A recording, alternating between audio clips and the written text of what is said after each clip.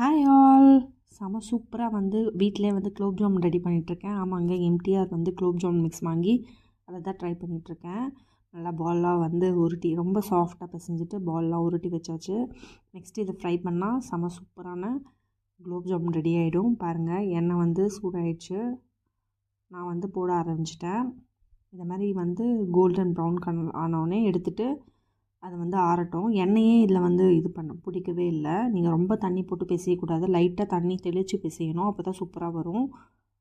பாருங்கள், இந்த மாதிரி எல்லாத்தையும் இது பண்ணி எடுத்து வச்சாச்சு. அதே டைமில் சுகர் சிரப்பும் ரெடி ஆயிடுச்சு. Equal amount of sugar and water கொஞ்சம் கொதிக்க லைட்டாக அது எல்லாம் மெல்ட் ஆகி கொதிக்கணும். அவ்வளோதான். அது ஆறினோடனே குலோப் ஜாமுன் அதில் போட்டுட்டு நல்லா ஊற விட்டுருங்க. செம சூப்பரான குண்டு குண்டு குலோப் ஜாம் ரெடி ஆகிடும். நீங்களும் வீட்டில் ட்ரை பண்ணி பாருங்கள்.